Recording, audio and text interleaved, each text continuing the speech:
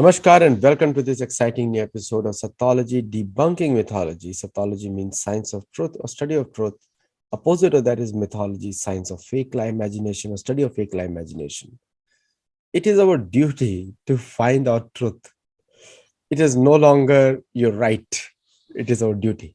So earlier it used to be a right that you should be told the truth. But believe me, that is not happening in the world. And I don't think, see, as Kali Yuga progresses, and today we are touching on the topic now, as Kali Yuga progresses, the truth is going to be the most hard fought uh, object or principle, because the truth has become the biggest casualty in the propaganda wars led by the West. So I am very, you know him, Acharya Swami, researcher, Muni. I call him so many different names with all due respect and with proper, I feel them and I call them that way. And one of the original researchers also, because he researches very well on all these topics. So without delay, let us welcome Shri Nilesh Nilkant Oak. Namaskar Aditya ji, very happy to be on your show. By the way, in next two shows, his wife will be coming and speaking also. And I am announcing in advance so that everybody knows it and you all hear from her on different aspects of astrology. Now, Nileshi, this is the first time the Indian government has spoken about against the atrocities or the global propaganda to demean the faith of the world's third largest faith system. I would say the largest, but the Western world calls it third largest, and we are still living in the academic scholarly consensus world. So why is it good or bad for the community as a whole? Which aspect you're saying that the Indian government Said in the United Nations that Hindus are attacked by Hmm. institutions right now, and the Hindu phobia is a real thing. So I wouldn't say it's a good or bad. In a way, it's glad that they have said it, and what they have stated is what is factually correct. That's what they have stated. It's in Marathi there is a saying, this called "Choracha ulta bomba," or in Hindi, you might know what it is, like "Chor kotwal ko date." Huh. The people who are uh, under the umbrella of ideologies, which they call religion, like most of the Abrahamic religions, which are ideologies. Hinduism doesn't truly fall into that category. I mean, for a lack of, we are communicating in English and we call Hinduism and all that. Otherwise, it is a dharma. Even it doesn't need a title before, adjective before it, like a Hindu dharma. Or even Sanatan Vedic dharma, we call it sometime to emphasize certain aspect of that dharma civilization. But dharma civilization is of its own category. That's not to say it's only in India, it's around the world. Okay, just the nature, just from the common sense, which is also very beautifully summarized in Bhagavad Gita. So Chandavasi yasya pranani yastam vedasa vedavit. This knowledge, how we should successfully live our life, interact in a social context, is not hidden in some book. You don't have to wait for some prophet to come and tell you how to do it. It is there right in the nature. And with our intellect, we have to grasp it. Chandavasi yasya pranani yastam vedasa vedavit. That knowledge is there in the branches and in the leaves of this. It's a metaphor of this samsara vruksha. Okay, this whole cosmos. So when I said Choracha ulta bomba, so Hindus or dharma civilizations folks will not go and not try to force their philosophy on anyone. If you just again bringing back to the context of India, if you go back and start tracing history, starting with our times, you will find the influence of India. Indirectly, the influence of Indian civilization is there even on the Abrahamic religions. But the point is, they have twisted and tortured. They have taken whatever is useful to their ideology, if it was suitable to them.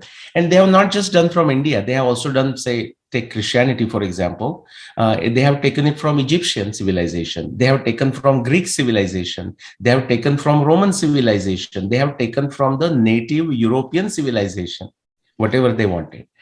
But these people who are with ideologies essentially ruling and destroying the world and have done it for last many years, they start complaining that there is a phobia about their religion. And in some specific pockets, it could be true. And in this whole picture, basically the native religions, we can say, or the dharma civilizations around the world are getting destroyed, decimated. And so in that context, the Indian government, the fact that they have uttered, they have assertively stated in United Nations, it's a good move. The second thing which you also welcoming it, other people also welcoming it. The so when we talk about sheet anchors sometimes, and we talk from the Western point of view, but I have not seen a Western historian using Indian sheet anchors. So why that kind of mindset? Because it is for the Indian universities to establish their version of history, and then they compare. Yeah. But unless you have your own standard, how can you compare? Yeah. Indian universities, I mean, there are certain small pockets which are doing very admirable work, like IIT Kharagpur, IIT Kanpur,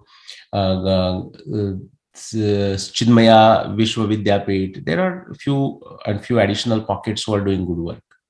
However, I am not so sure. Actually, I don't feel confident that the factual original work on Indian history would come from Indian universities. It should have come from Indian universities, that I would agree.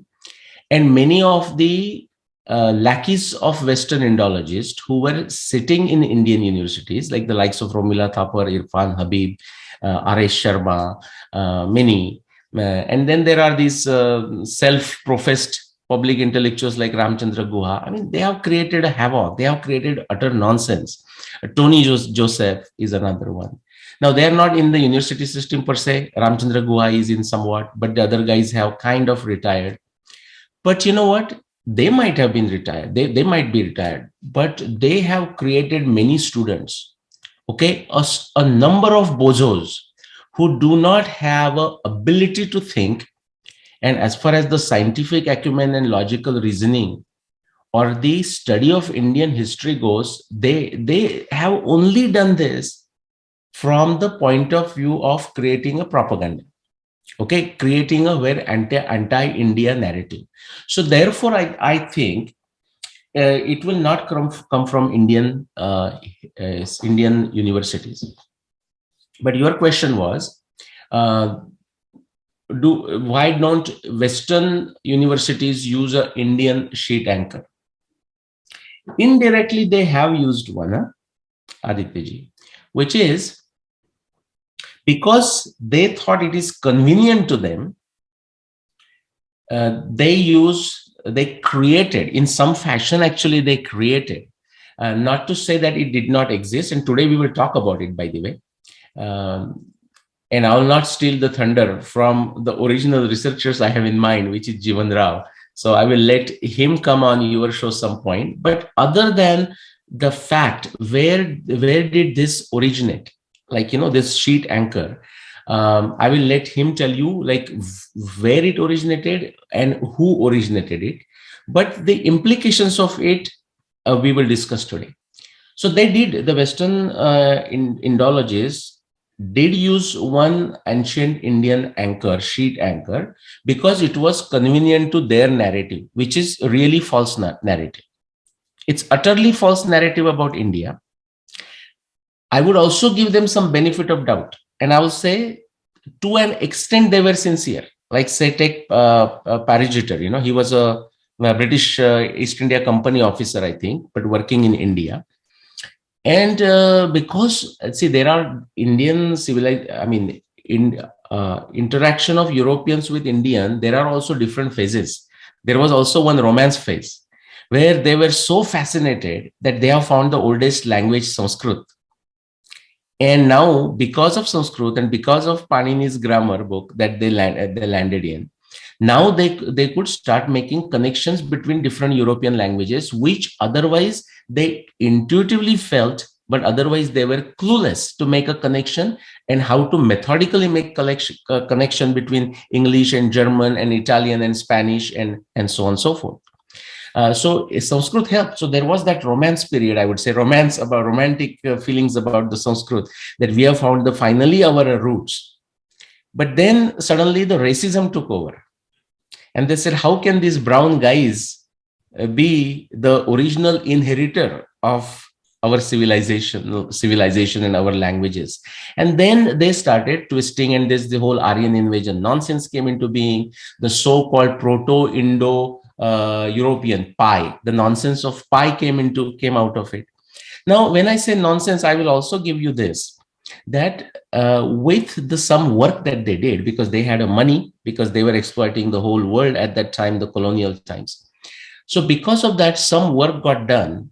And actually, if Indian academics are willing to do some hard work for change, there is so much work under this done under the pie that can be actually used, etymology of English words and so on, or Western European language words. And actually you can very beautifully show how Sanskrit is the origin of or influencer, not always the origin, but most cases in origin or influencer of European languages, right from the Russia all the way, the whole fan. Okay, so I'm saying a lot of good things are happening, but the sheet anchor they used, I'll just say that and then give it back to you, is that 3102 BCE. We think it's like our tradition. Okay, we think, we meaning the Indian context I'm talking, that, oh, it was always used for a long time. That is bogus. Yes, it was used in a certain fashion. And because I don't want to take steal the thunder from Jeevan Rao, I'm not giving you all the answers. So hopefully you bring him sooner. But I will talk today. We'll talk about the implications of that faulty understanding. Somebody gave the name. Somebody said Kali Yuga began 3102 BC. It is utterly faulty understanding. But even our so-called Sanatan civilization of last 1500 years has embraced it. And that's why we need to be vigilant to realize that even a dharma also gets a glani, yada yada hi dharmasya glanir bhavati bharata, and it need to be refreshed, sanatano nitya nutana, and that is what we are doing. Okay, but back to you. So yes, the Western guys, Western Indologists also use one sheet anchor 3102 BC when convenient to them, and many times they find it convenient because they were thinking under another artificial paradigm of their own, that the whole world, whole universe began 4004 BCE. So they said, this sounds okay. 1000 years after that. Now, the Pratyaksha Praman, which is the major fault here, because what you see from the eyes and the Pratyaksha Praman has been removed to a large extent. Like roads are made on it, libraries have been burnt, and what happened to South America would have happened to India also. It has happened. Yeah, but not to that extent, because our parampara saved it. Yes. But the plan was to like all the Vedic artifacts. The train was made between Lahore and Peshawar. All the Mohenjo-daro, whatever is left there, Alex Cunningham used those things to build a train on top of it. Bricks, yeah, the bricks were used to make the train tracks. Yeah. And that is in the dust. That's how they were envious towards our ancient culture. Nilesh, we can get started and we'll continue questions after this session. Okay, so I'm not going to I will share actually one slide in between, but to put the context for that slide, which is what already you set up, which is great. By the way, just because you mentioned Cunningham using the bricks from the whole Sindhu Saraswati civilization area for creating train tracks, and India has the longest train track in the world. Okay, so now outsiders also ask, where are those your ancient buildings? And brainwashed lazy Indians also ask, where are our buildings, ancient buildings? Well, guys, just take a train journey. The bricks were used, along those, all for making those train tracks. Um, so put the context for this, which is, you said the sheet anchor. That story was also very, very interesting. Um, let's say, I mean, I don't know exactly where to start. I'm thinking, but I'll take one example. Now, you used the pratyaksha in a slightly different fashion, correct fashion. You said pratyaksha meaning all the our granthas have been gone, burned, lost, and so on and so forth. Bricks have been, from the structures, have been used to make a train tracks. Or And Qutub Minar. or Qutub Minar. Well, Qutub Minar, you just scratch the surface and you will see the evidence of a Hindu Right. structure, right? Right. But Ganesh is no there. one, yeah, that is that. Um, but what was I going to say? Yeah. So that is there. But there is another type of a pratyaksha that majority of our Indians don't understand. But not just Indians, even outsiders. There is that one, I forgot his name now. Some Dr. Minona, or I'm not saying his name right. And he wrote actually not wrote, he created a YouTube video providing a critique of my 5561 book. When did the Mahabharata war happen? And what he's, I think his background is in history, but history in the arts department history, it's nothing to do with scientific way of finding it out. And then he claims that how he has shown that what I have done is a circular reasoning. The poor chap doesn't know that what he's blabbering, he's creating a circular circular logic of his own, circular reasoning of his own in his chatter. Then you can say that he has not read the book. You can say that he does not understand Indian astronomy. You can say that he does not understand Mahabharata, the context of Mahabharata. But now, this is easy to accuse him, right? Somebody will say, because, he's not from India, he's from the West. Now, many people in the West have studied well, but he has done extremely superficial. He wanted to do a con job on my book, and I'm glad that he has done it, now, because he's like a white man. So the Indians are also watching it, which is all fun. Now I suggested, he says, yes, come on the show, like say your show, for example, and we will hash it out. And he said, oh, I'm not prepared to give instantaneous answer back to you. So you write something to me. So he has created a YouTube video, but he wants me to write to him or create another YouTube video. So my point is, this is how a pathetic situation that we have got. That pathetic logic also comes to this sheet anchor that we are going to talk about. So what they did is, when Parjeter started studying Indian genealogies, Indian Vanshavali, and I will give him a credit, because he definitely did tapasya. It's not a very easy thing for an outsider to go through the Sanskrit literature. And now actually we have many books nicely printed and translated and so on. That wasn't the case. If you look at the old manuscripts, they're very hard to read because they're on the palm leaves, and then sometimes not easy to read. But he was actually going through that with the help of local Indians. And he created various genealogy tables. Now he needed something to connect them together. And I'm not saying he's the only one, but as they were reading the Puranas, not just Parjeter, but even William Jones and others, everywhere they were coming across this Kali Yuga, Kali Yuga, Kali Yuga. So they said, okay, seems like this is their sheet anchor. And now we need to connect it somewhere.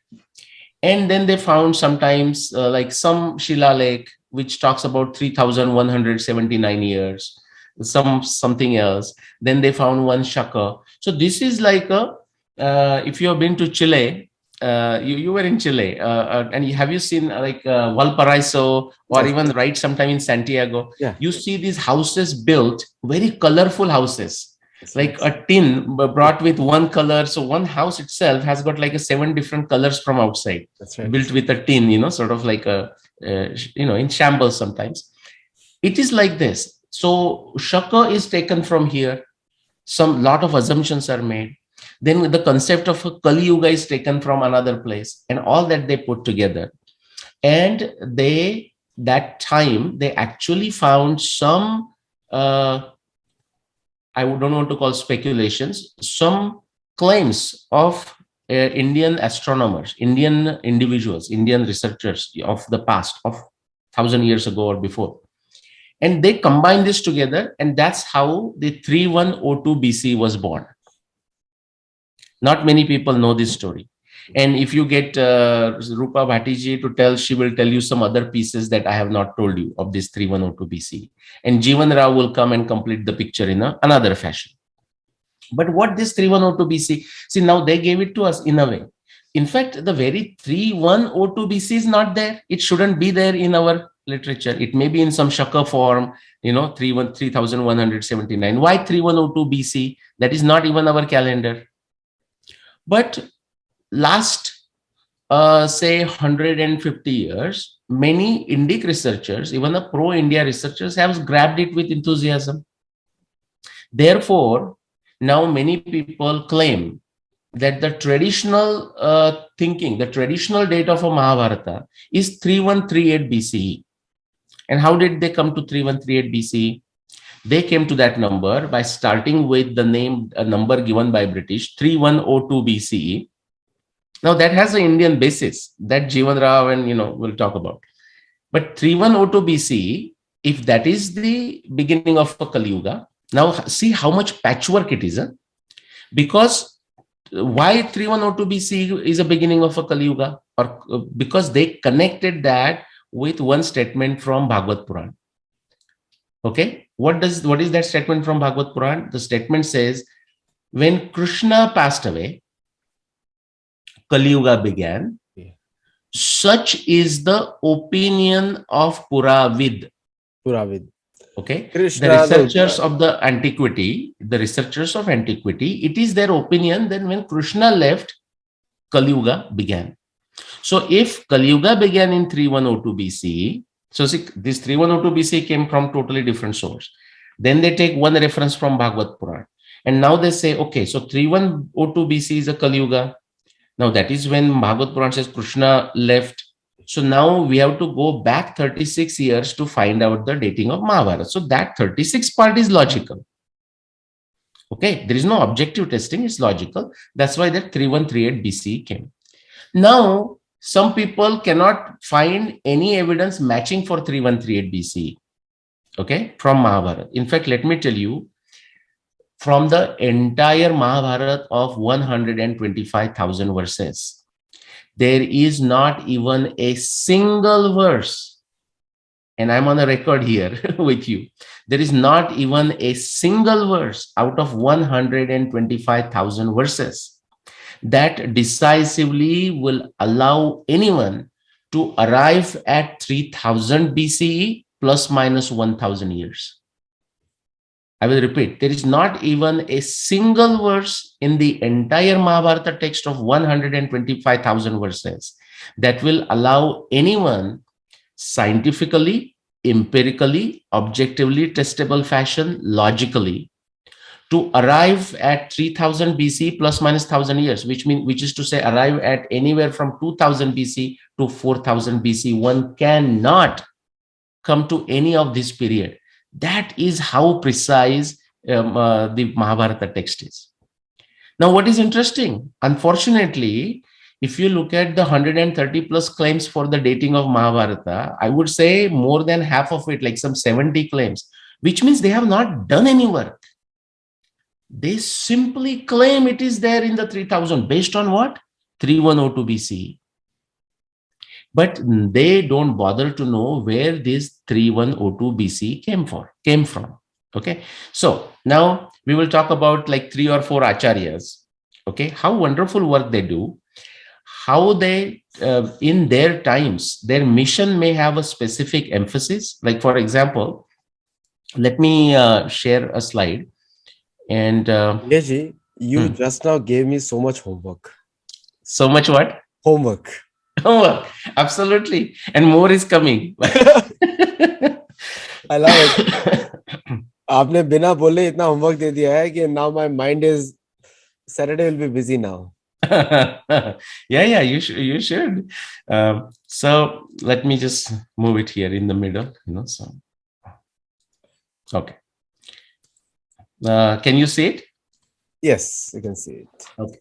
Now this is only from one of the grantha of one of the acharyas. But keep that in mind, 3102 BC, 3102 BC. Okay, that is the anchor that has so some Indian researcher made a simple opinion statement more than 1500 years ago, approximately, let's say, and simply stated that in his opinion, it feels that Kali Yuga began here. Okay, there is you talked about pratyaksha. There is no pratyaksha evidence of any kind provided by him. That was not even his intention. He was trying to solve the problem that previous Indian researchers were trying to solve. For example, like say Varamir, he was an astronomer. Ruddha Garga, he was an astronomer. We don't know their exact timings. In fact, that is where we have a sometimes circular logic. So, for example, I'll give you one example, Adityaji. So, for example, Varamir says that from his time point of view, he says Kali Yuga began, say, 2,500 years ago.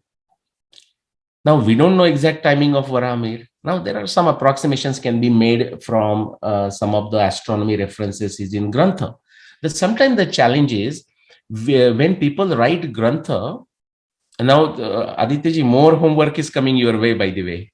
So when people write Grantha, even astronomy Grantha, sometimes they will write from a scratch. Sometimes they will take an existing Grantha and add their updates to it. Irrespective of it, whether they write from the scratch or they take an existing Grantha and add their updates. For us, in posterity, for us, it is very difficult to decide which statement was contemporary to Varamir and which statement he might have taken from the past. I'll give you a very good example of Aryabhatiya. Why? Aryabhatiya, right now, if you go by a very lazy and tamasic, consensus-driven, stupid, consensus is idiotic in science. But that's what academics will tell you. Some academics, at least, so say, hey, build a consensus. So what nonsense? So if you just want to go by even the consensus, let's begin there. What people will say, Aryabhat was there around 500 CE. Okay, even they are so cocky, they will talk about his exact date like a 499 CE. That is when he was 23-year-old. How do they know?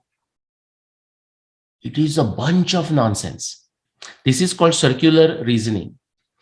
Because what Aryabhat says is that he says when 36 years of Yuga had gone, he does not say Kali Yuga, by the way. He says when 3600 years of Yuga had elapsed, I was 23-year-old. Some person took this verse to mean that Yuga he is referring to is Kali Yuga. What is your basis? No basis. And then the person goes ahead and says, oh, Kali Yuga, this is done in the last 1500 years I'm talking, and actually, honestly, last 300, 400 years. So somebody says, so Kali Yuga began in 3102 BC. Now, Aryabhat is saying when 3600 years of Kali Yuga were gone, he was 23-year-old. So 3102 BCE, from that calculate 3600 years and then turn that Aryabhata to be 23. And they say, okay, that was 499 CE. In 499 CE, Aryabhat was 23-year-old. Aditya, do you see the circular reasoning? Because Aryabhat has only said 36 years of some Yuga has passed when he was a 23-year-old. Somebody came from external outside, said that Yuga must be referring to Kali Yuga. No evidence was provided.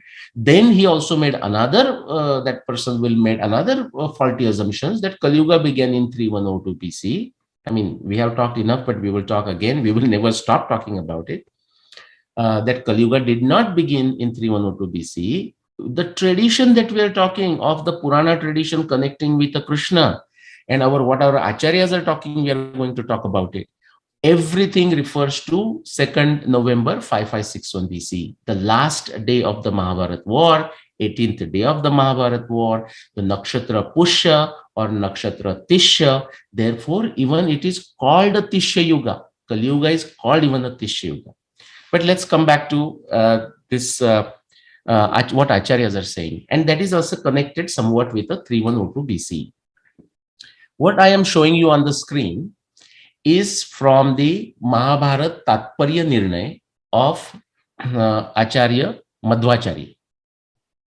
He wrote a grantha, and even his disciples might have written, added to it, by the way, called Mahabharat Tatparya Nirnay. And in this, or the only point we will take it is, like you can see this twice repeated. So that number, Chatussahasram Tri Shatottaram.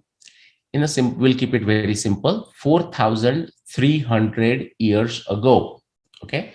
So 4,300 years before or from the time of Madhvacharya. Okay. Now, I do not know, there may be a way. I do not know if there is an independent way. Just like this Aryabhata's age we talked about. I don't know if there is, and actually, Adityaji, you might actually know that. But if there is a truly independent way and objectively testable way to find the exact timing of Madhvacharya. But if you take 4,300 years ago, okay, so what he's saying is Naratve Sadeshwara Sachiti Diya Purstam. Okay, so this is the timing of Krishna, timing of Pandavas. You know, in that case, he's saying that. Okay.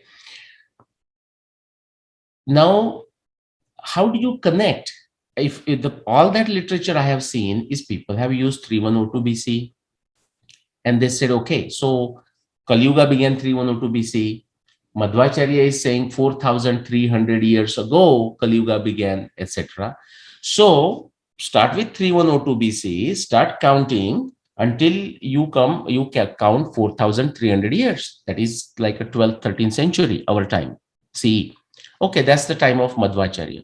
That is all that I have seen. I am not saying that there may not be independent evidence objectively testable. I have not seen it. So this is a request for everyone that is listening and those who are aware of any additional evidence. They should bring it up. So now what I'm saying is, many people can be very consistent and still they can be wrong. This is a very good example of it. And why they are consistent and wrong, we will leave it for now, because, you know, as I said, some person 1,500 years ago said, in his opinion, Kali Yuga began at so and so time. And from that, we are all been going into that Indrajal, Maya Jal of a Kali Yuga 3102 BC. But so this number for 3102 BC plus 4,300 years brings us to 12th century. And that is how many people take the timing of Madhvacharya. Okay. I don't know if there is additional evidence to this, but I will give you some consistent evidence to what Madhvacharya has written or his disciples have written in this Mahabharat Tatparya Nirnay. So this is 12th century. Let's assume that that is correct. We have let's fast forward by say 400 years from this time. So from 12th, 13th century to time of Shivaji Maharaj. Okay, so that is 17th century. Like Shivaji Maharaj was born like what, 1627, 1630, and he was there until 1680. A contemporary, another great acharya of that time was Samartha Ramdas Swami. He also wrote many grantha. He wrote in Marathi of that time. And one of the grantha, actually his key work, you can say, I mean, everything he has done is so very fascinating, like Manobodh and so on. But this one is called Dasabodh. And in that book, He's referring to a specific timing. And he says, now, pardon me if I say the number slightly wrong, but he says, from the Kali Yuga, 4,764 years have gone by. From the time of the beginning of Kali Yuga, 4,764 years have gone by. Now, because in this case, at least in the case of Samartha Ramdas Swami, there is a very solid independent evidence for his timing because of all the records of Shivaji Maharaj and so on and so forth. And he was contemporary, and many other events, many other contemporary personalities. And it's not that far away also. It's like only we are talking 400 years from our times. So much more evidence has survived. That is the nature of it. As you go back in time, the evidence is going to get less and less. In that context, when you start looking at the evidence of Mahabharata and Ramayana, people should fall off their chairs. It is that rich. So back to Samartha Ramdas Swami. So now if you take that 4,764, and we know it is the 17th century, and people can do the back calculation, but back calculation to what reference? Again, people go to 3102 BC, and that's perfectly fine for now. What you will find is, therefore, they say, oh, okay, so that means Samartha Ramdas Swami wrote this Dasabodh is in, say, 1659, whatever that number comes. Okay, so that perfectly matches. There is an independent evidence for the timing of Ramdas Swami. So very beautiful. What I'm saying is, what Madhvacharya is saying in his Mahabharat Tatparya Nirnay, what Samartha Ramdas Swami is saying in his Dasabodh some 400 years after, assuming we are taking these all dates as correct, is very consistent. Madhvacharya is saying 4,300, Samartha Ramdas Swami is saying 4,764, and they all will take you to 3102 BCE.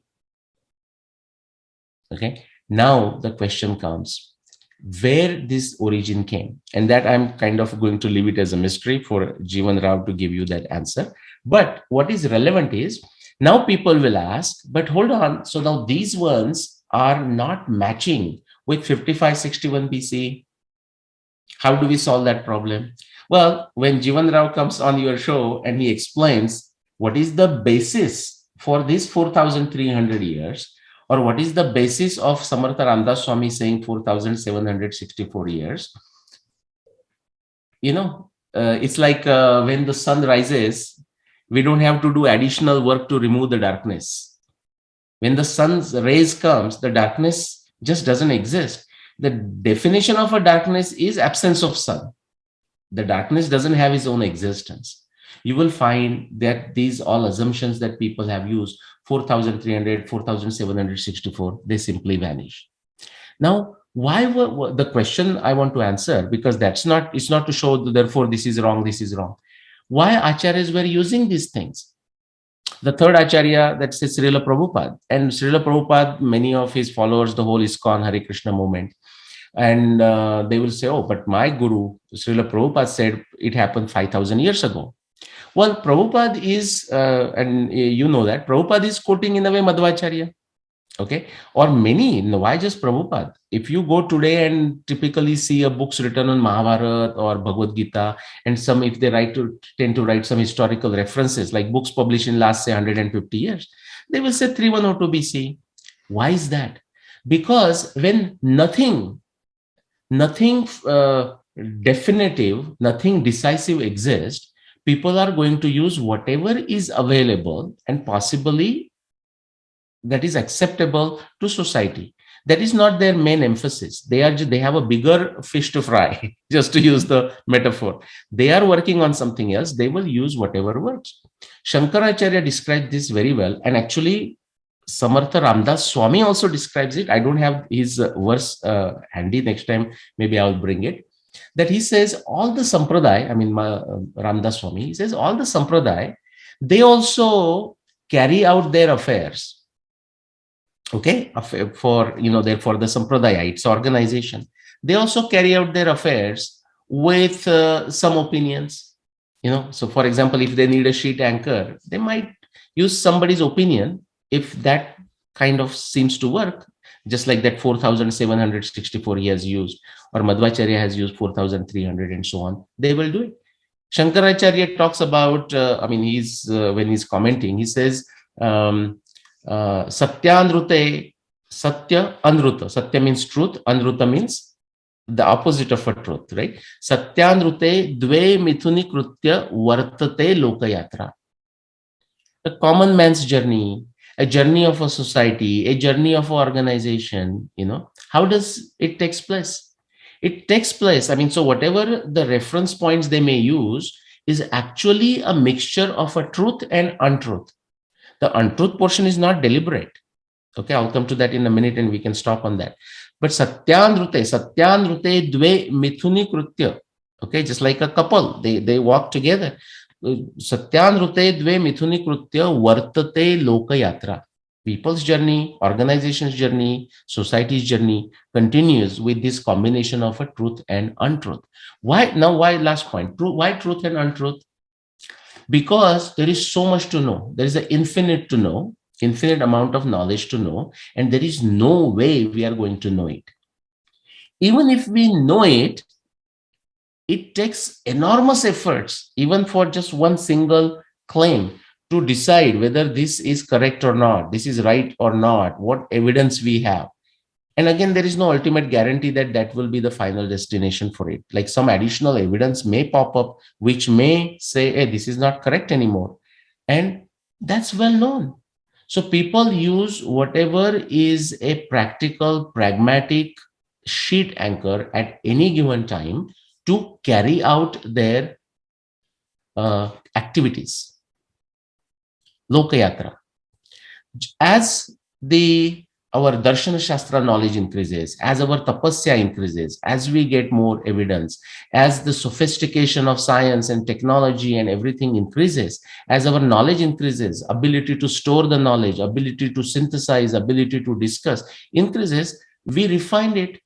And that's how we have refined the Mahabharata to 5561 BC, for example.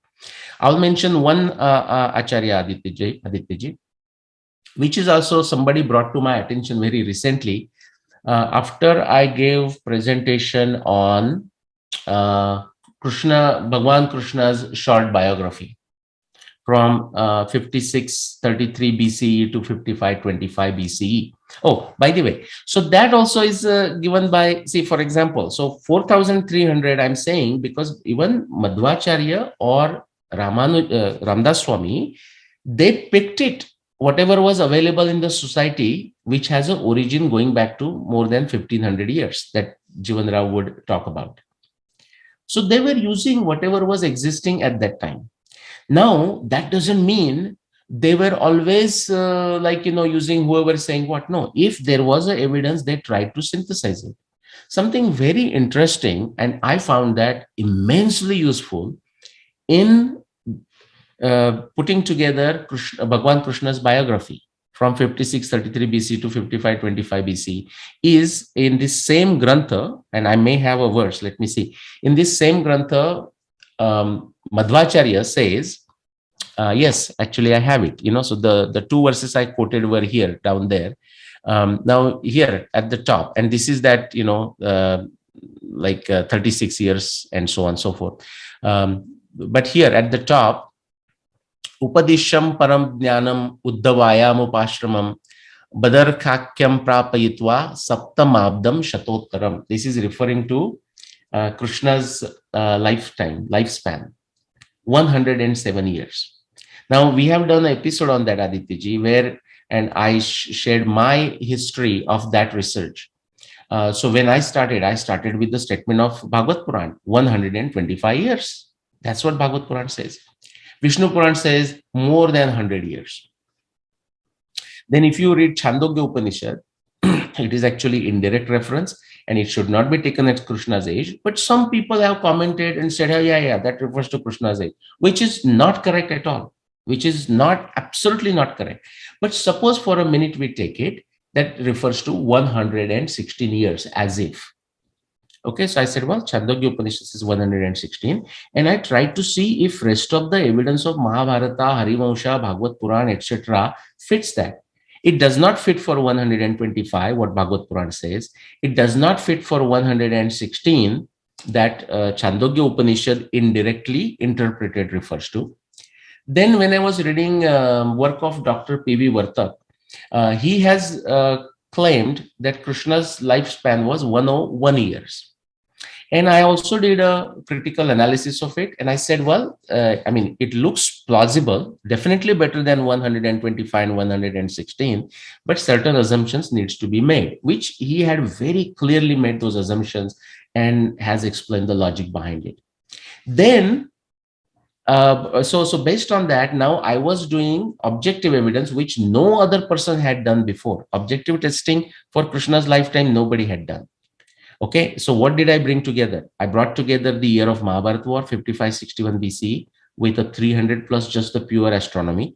Then 36 years you add, you come to the flooding and destruction of Dwarka, which is 5525 BC, and there is a global flooded evidence for the flooding of destruction of Dwarka in 5525 BC from all around the world, including, of course, Dwarka itself and even the east coast of India, and that we have discussed. So that is there. And then going back, when Krishna was 11 years old, as I think it's said by Bhagavad Puran, and ready to kill Kamsa, I mean, ready to kill in the sense that is when he killed Kamsa, Andhaka is going to Krishna and, to Kamsa and warning Kamsa. And in that context, he's saying many nimittas, astronomy nimittas. And there is that some unique evidence that has not happened again in that fashion in the last 10,000 years. Only once in 5622 BCE. In fact, like the 22 March 5622 BCE. So now, and Krishna has to be 11 years old at that time. And then 5561 BC is the Mahabharata war, and 5525 BC is the destruction of flooding of Dwarka. We have to have evidence. I mean, not that have to have evidence. We have the evidence that fits perfectly. And then what Acharya Madhvacharya said in that first line there, that Krishna lived for 107 years. And it just fitted like a beautiful, complex jigsaw puzzle, crossword puzzle. So that is how I was so fascinated. I said, and I told to this day, by the way, Aditya, I don't know where Madhvacharya came with that 107. And I had held discussions with some of the what do you call ashram, or like the branches of the Madhvacharya Sampradaya, some of the acharyas, current living acharyas of that ashram, or whatever you want to call it, the branch. And there were many kind individuals, who connected me with them, and they were very willing. And we had this discussion. That is when I found these references. And what these individuals told me is that even they don't necessarily know all the details, but it is that the likes of Madhvacharya and even his disciples sat through, refer to many other granthas that necessarily we don't have access to now anymore. They may not even be existing. And based on that, they came up with this 107. How beautiful. One quick last thing I'll say, Vallabhacharya. Okay, the Srinath Sampradaya, what you will say. So somebody, when I was giving my lecture, or somebody listened to my lecture on Krishna's biography, I had mentioned that if you look at the description at the time of Krishna's birth from Harivamsha versus from Bhagavad Puran, there is a distinct difference. There are many, but one simple one to take is in Harivamsha, in the month of Shravan, when Krishna is born, actually it is the time of a summer. It's like a time of a spring and summer. The land is dry. Vasudeva, as he's walking, okay, his feet are getting into dried cow dung. Okay, the trees have been cut for the like if you have seen like stubble burning we see in the Delhi, unfortunately, but that may be a different time. But in Konkan, I see just before the rainy season comes, they will cut these things. They will use it to burn in the agriculture context. They will use it with cow dung, dried cow dung, to increase the nutrition of that certain land plot where they use sow the rice seeds. So those descriptions are also there. On the other hand, in the Bhagavad Puran, we have the descriptions of a heavy rain and Vasudeva crossing the ocean. And this individual who wrote to me, he said Vallabhacharya has written detailed commentaries. He actually gave me the name of the book, but I have not found that book. I couldn't access that book, where he says, okay, maybe these descriptions of Bhagavad Puran are from another kalpa and so on. And I will not go there, Adityaji, because I don't think that is my area, and nor I even want to research into that area. I'm not interested in researching into kalpa. Somebody can take that as because of my limitations. I have my reasons why I don't want to do it, because I always look at where you are going to get the best quick results, which helps Indic Renaissance. Okay, going into the kalpa and that discussion is just going into circles with no benefit, is my assertion. Okay, but people don't have to agree with me. They can research if they want to. But the point I want to bring here is, so Vallabhacharya made a comment that some of the descriptions of Bhagavad Purana related to Krishna are not from the Krishna avatar that we saw now. They possibly are from other kalpa. And my point is, without going into that, the point I want to emphasize, and we can stop on this, is that I was so glad to see these great acharyas noting down the conflicts, apparent or otherwise, between, say, Harivamsha and a Bhagavad Puran. Why is this important? Because our today's so-called Mahabharata researchers, and that will apply to Ramayana researchers also, who are so much interested into quickly getting into limelight, they have no tapasya, no intellect, no scientific acumen, no logical reasoning, that these people are totally unaware of that these very differences exist between Harivamsha versus, say, Bhagavad Puran in referring to Krishna's, say, birth.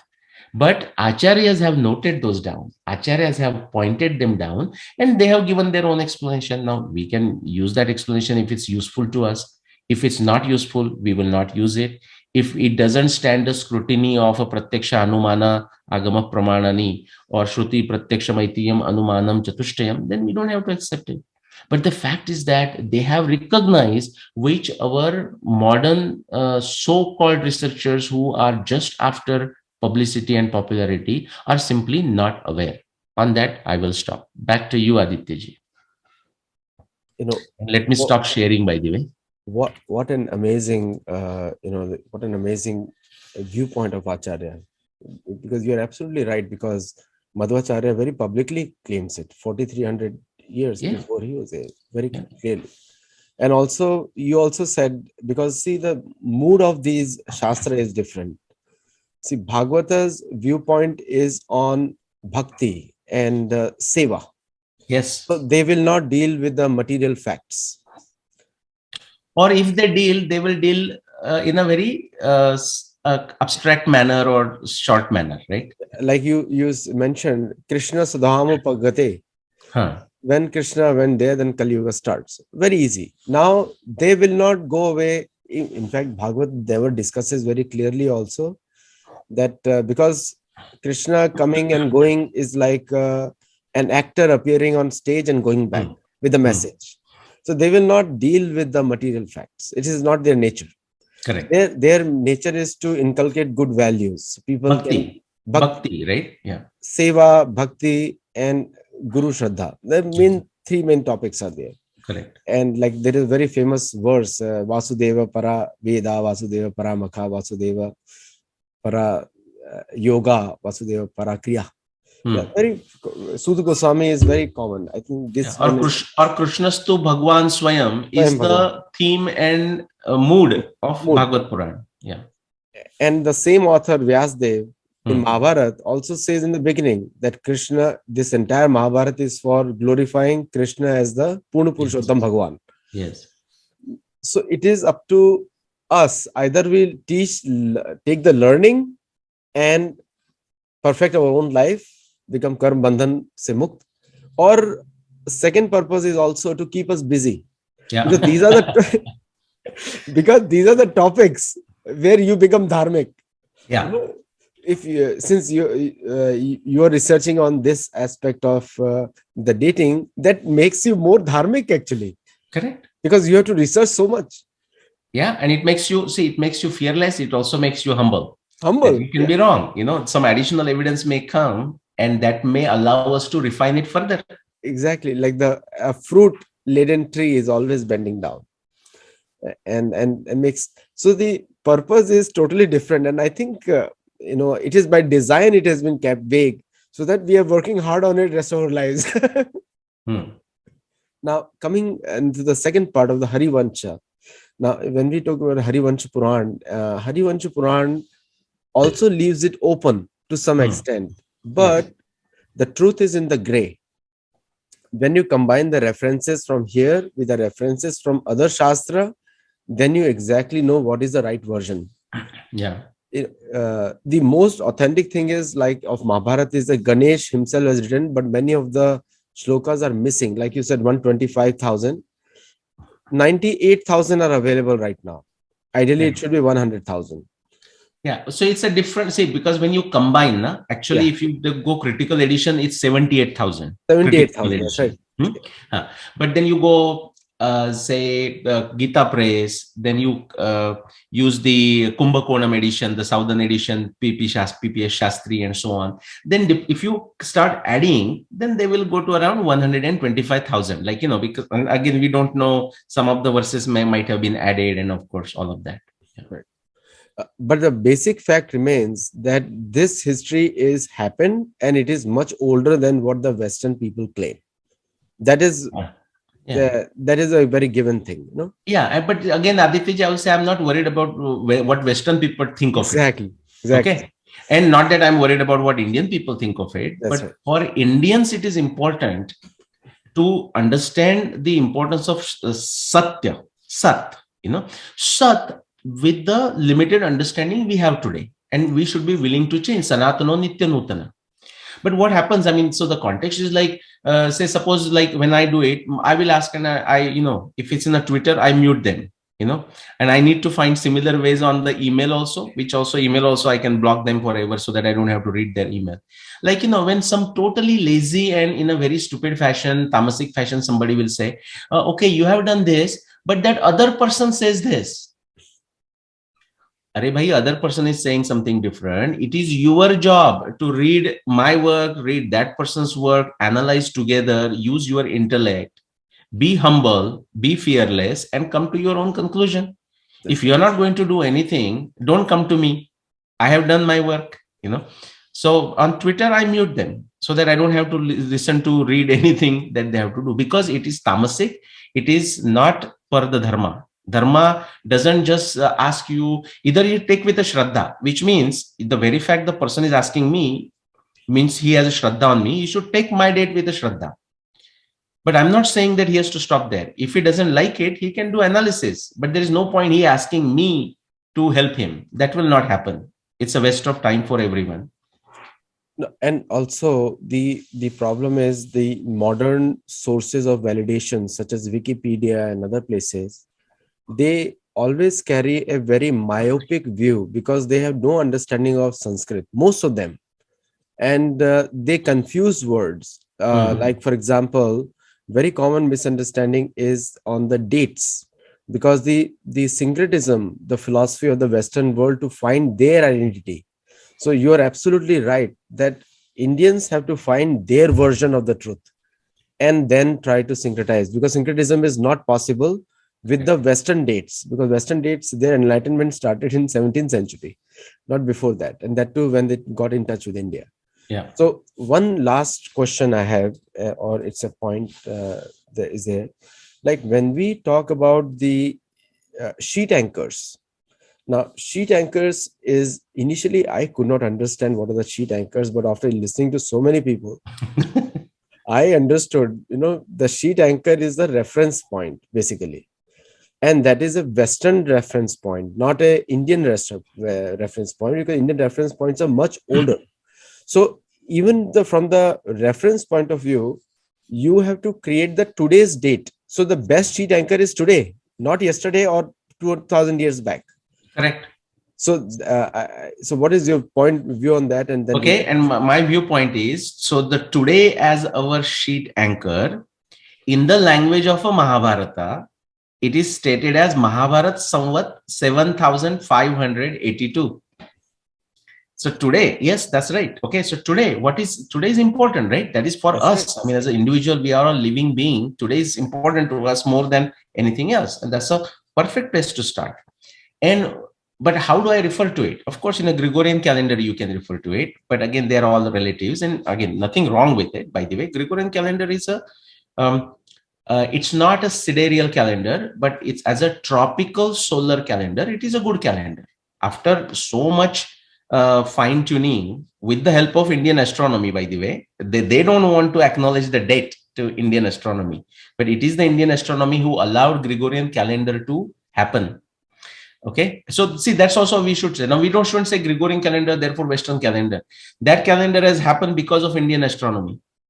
Okay, and as far as the tropical solar calendar is concerned, Gregorian calendar is a very functional calendar, very nice calendar. So nothing wrong with that.